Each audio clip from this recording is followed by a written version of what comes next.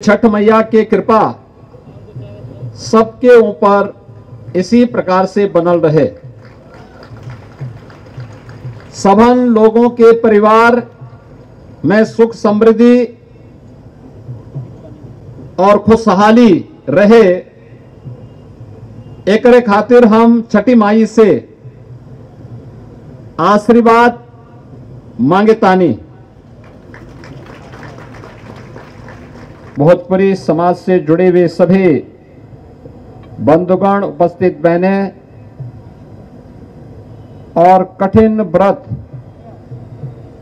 का पालन करके छठी मैया से लोक मंगल की कामना करने वाले सभी उपस्थित बहनें और भाइयों, आज देश और दुनिया में जहां कहीं भी भोजपुरी समाज रह रहा है, यह छठ के इस पावन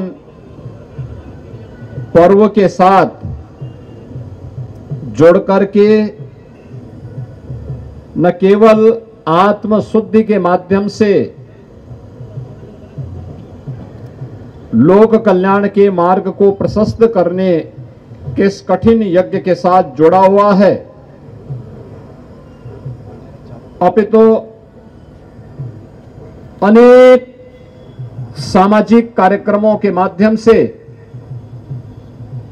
सामाजिक और राष्ट्रीय एकता का संदेश भी दे रहा है।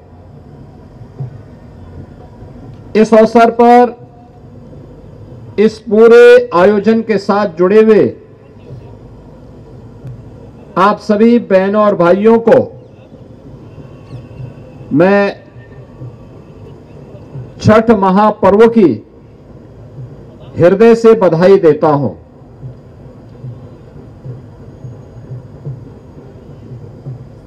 इस अवसर पर मैं केवल आप सबसे एक ही बात कहूंगा कि छठ मैया की कृपा सबके ऊपर इसी प्रकार से बनल रहे। सबन लोगों के परिवार में सुख समृद्धि और खुशहाली रहे, एकरे खातिर हम छठी माई से आशीर्वाद मांगतानी। जितना लोग व्रत बाटे ओए खातिर हम छठी माई से आशीर्वाद मांगतानी कि सबके भगवती पूरा उनके सपने को पूरा करें। बहनों और भाइयों, ये पर्व और त्योहार केवल एक आयोजन नहीं है,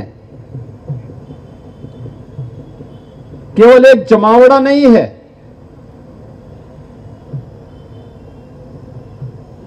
ये हमारी सामाजिक एकता, आध्यात्मिक उन्नयन,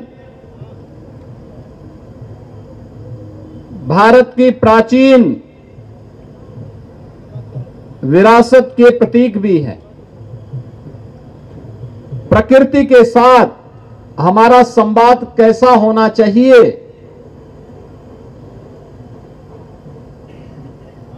इसके भी एक माध्यम है। 4 दिनों का कठिन साधना आज अपने तृतीय दिवस में अस्तांचल सूर्य को अर्घ्य दे करके लोक पिता सूर्य की आराधना के साथ जुड़ रहे हैं और कल उदयांचल सूर्य का अर्घ्य दे करके इस पूरे आयोजन को विराम दे करके लोग अपने परिवार के लिए लोक मंगल की कामना का आशीर्वाद प्राप्त करेंगे। दुनिया के अंदर इस प्रकार का आयोजन मिलना बहुत कठिन है। और आप इसको भी देख रहे होंगे कि पूरे आयोजन की पृष्ठभूमि में बहनों का योगदान सबसे कठिन और तपस्यापूर्ण होता है। लगातार 24 से 36 घंटे तक कठिन तपस्या में रह करके साधनात्मक जीवन व्यतीत करते हुए बहनें इस आयोजन के साथ जुड़ती हैं और इस आयोजन के माध्यम से केवल अपने परिवार के सुख और समृद्धि के लिए नहीं, लोक मंगल के कल्याण के लिए वे इस कठिन व्रत के साथ जुड़ती हैं। और यही कारण है कि पौराणिक काल से चले आ रहे इन पर्व और त्योहारों की परंपरा, जो केवल पहले छोटे से क्षेत्र तक सीमित थी, आज ये फैलते फैलते भारत के अंदर कोई राज्य ऐसा नहीं, कोई जनपद ऐसा नहीं जहां पर इस आयोजन के साथ लोग न जुड़ रहे हो। उत्तर प्रदेश के अंदर ही, पूर्वी उत्तर प्रदेश में लाखों लाख श्रद्धालु इस आयोजन के साथ जुड़े हुए हैं। कोई मंदिर, कोई सरोवर, कोई तालाब और कोई भी ऐसा स्थल नहीं जहां पर बड़े पैमाने पे श्रद्धालु इस आयोजन के साथ न जुड़े हुए। और पश्चिम लखनऊ में हम लोग यहां पर हैं, और भी कई स्थानों पर इस प्रकार के आयोजन चल रहे हैं। और जब हम पश्चिमी उत्तर प्रदेश में जाते हैं, मैं कल गाजियाबाद में था, परसों नोएडा में था, आप आश्चर्य करेंगे कि गाजियाबाद में 50,000 से लेके 1 लाख श्रद्धालु छठ महापर्व के साथ जुड़ने वाले हैं। और इतने ही लोग गौतम बुद्ध नगर नोएडा में भी जुड़ने वाले हैं, जहां पे लाखों लाख श्रद्धालु किसी आयोजन के साथ जुड़े। और उसमें सबसे कठिन साधना का पक्ष तब आता है जब किसी नदी में, किसी सरोवर में खड़े होकर के बहनें भगवान को, सूर्य को अर्घ देती हैं। वह एक बहुत महत्वपूर्ण क्षण होता है। आप कल्पना करिए, जिस जल का हम अर्घ दे रहे हैं भगवान को, अगर वह जल शुद्ध न हो, क्या भगवान उसको स्वीकार करेंगे? जिस जल में खड़े होकर के आप याद करिए, जब आप पूजा के लिए बैठते हैं, पूजा के लिए बैठने के पहले आप इस बात का ध्यान रखते हैं कि पूजा स्थल साफ सुथरा हो, पोछा लगा हुआ हो। पहले कच्चे घर होते थे तो गोबर से पुताई करवाते थे, लिपाई करवाते थे, साफ सुथरा वातावरण करते हैं, तब पूजा करते हैं।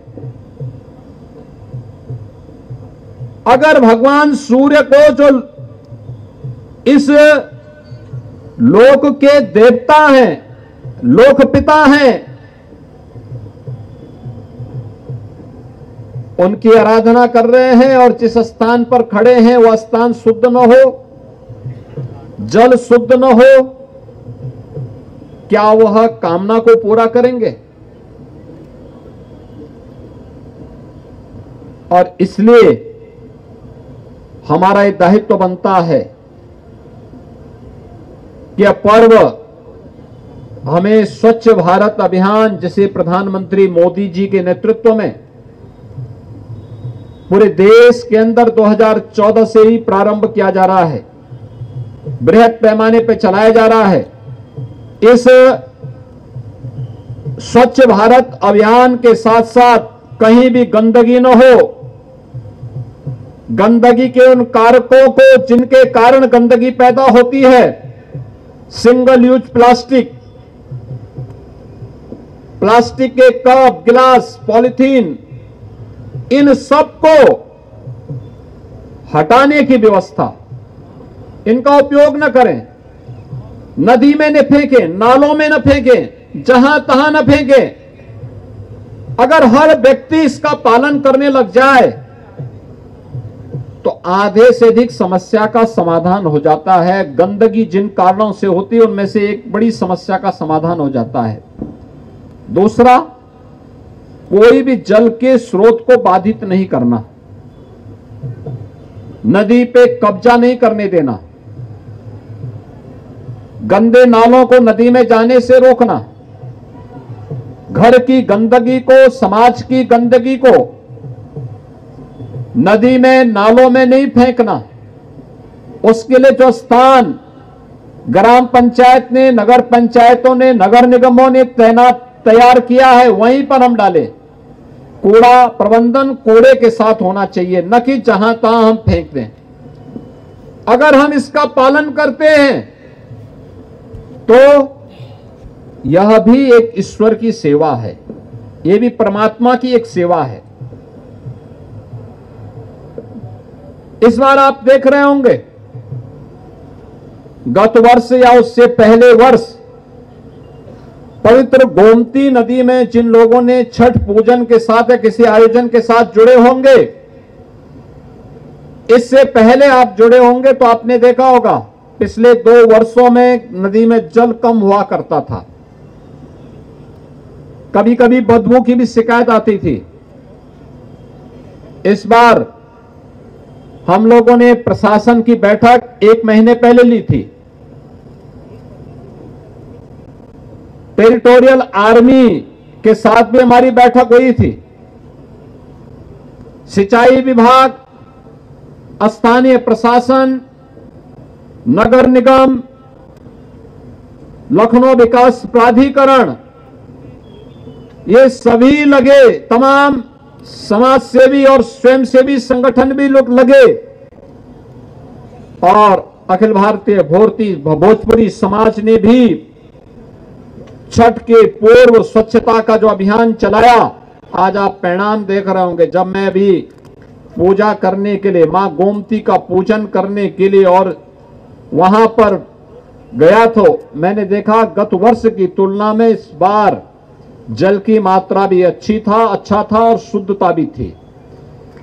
जल की शुद्धता बनी रहे, ये पूजन के लिए आवश्यक है, और इसीलिए हम लोग इस अभियान को चलाए हैं। और हमारा प्रयास है कि आने वाले 1 से 1.5 वर्ष के दौरान एक ऐसी स्थिति पैदा की जाए कि लखनऊ का एक भी ड्रेनेज, एक भी सीवर गोमती नदी में न गिरने पाए। पूरी गोमती नदी शुद्ध हो, पीलीभीत से लेकर के लखीमपुर खीरी, सीतापुर, लखनऊ होते हुए और गाजीपुर में जिस स्थान पर मां गंगा के साथ मां गोमती नदी का मिलन होता है, उस स्थान तक एक अविरल और निर्मल नदी के रूप में मां गोमती का आशीर्वाद इन सभी जनपदों को प्राप्त हो, इसके लिए एक तैयारी चल रही है। तमाम जनपदों में कार्य प्रारंभ भी हो गया है। लखनऊ के वासियों से और खास तौर पर छठ जैसे महा आयोजन के साथ जुड़े हुए आप सभी लोगों से मेरी विनती होगी, ये प्रार्थना है, मैं आग्रह करूंगा कि आप सभी अपने स्तर पर इस आयोजन के साथ जरूर जुड़ें। कल प्रातः आयोजन विराम लेगा और मैं इस अवसर पर अखिल भारतीय भोजपुरी समाज से जुड़े हुए सभी पदाधिकारियों से कहूंगा, लखनऊ के स्वयंसेवी संगठनों से कहूंगा कि श्रद्धालु जनों और कठिन व्रत रखने वाले लोगों का वह आयोजन संपन्न होगा, लेकिन हमारा आयोजन तब संपन्न होना चाहिए जब हम फिर स्वच्छता के एक बड़े अभियान को बड़े पैमाने पर गोमती नदी के तटवर्ती क्षेत्रों में चला करके इसकी शुद्धता को, इसकी स्वच्छता को अविरल और निर्मल बना करके अन्य आयोजनों को फिर इसके लिए तैयार कर सके और इस अभियान के साथ हमें जोड़ना चाहिए। यह हमारा राष्ट्रीय कर्तव्य भी है। याद रखना, कोई भी देश तब तक विकसित नहीं हो सकता जब तक कि वहां के नागरिक अपने राष्ट्रीय कर्तव्य के साथ न जुड़े हुए हों। ये केवल नगर निगम का दायित्व नहीं है, ये केवल स्थानीय प्रशासन की ही जिम्मेदारी नहीं है, ये केवल उन लोगों की जिम्मेदारी नहीं है जो इस आयोजन के साथ जुड़ रहे हैं। हर लखनऊ वासी की जिम्मेदारी बनती है, हर प्रदेशवासी की जिम्मेदारी बनती है, जो भी नदी, नाला, सरोवर हमारे आसपास, हमारे गांव, हमारे शहर, हमारे कस्बे के आसपास जहां कहीं भी है, उसकी स्वच्छता को, उसकी सुंदरता को बनाए रखने के लिए अगर हम भी अपने स्तर पर कुछ प्रयास कर सकेंगे तो ये प्रयास आने वाले समय में विकसित भारत और आत्मनिर्भर भारत की संकल्पना को, प्रधानमंत्री जी के इस विजन को आगे बढ़ाने में मदद करेगी। और यह छठ जैसा पर्व इस बात की प्रेरणा भी हम सबको प्रदान कर रहा है। मैं आज के इस अवसर पर श्री प्रभुनाथ राय जी को और उनकी पूरी टीम को धन्यवाद दूंगा कि सम और विषम परिस्थितियों में इनके द्वारा लगातार इस कार्यक्रम को बनाए रख करके इस आयोजन को सफलता की एक नई ऊंचाई तक पहुंचाने का कार्य किया जा रहा है। आज के समय में जब लोगों के पास साधन हो गए हैं, मैं देख रहा था, अभी मैं लखीमपुर खीरी से आया था कुछ देर पहले, बहुत सारे लोग अपने छत के ऊपर ही आयोजन के साथ जुड़े हैं, कुछ लोग अपने आंगन में ही जुड़े हैं, लेकिन तब भी हजारों की संख्या में लोग पवित्र गोमती नदी के तट में आकर के इस आयोजन के साथ जुड़ रहे हैं। ये बहुत बड़ी बात है। इस अवसर पर मैं एक बार फिर से छठ महापर्व की आप सबको बधाई देता हूं, आप सबका अभिनंदन करता हूं। प्रदेश के अंदर जहां कहीं भी छठ के आयोजन के साथ श्रद्धालु जन जुड़ रहे हैं, उन सबको मेरी मंगलमय शुभकामनाएं हैं। छठी मैया से मैं यही प्रार्थना करता हूं कि वह उनकी मनोकामनाओं को पूर्ण करे, उनके परिवार में, पूरे समाज में, पूरे प्रदेश में सुख और समृद्धि उसकी कृपा से आए।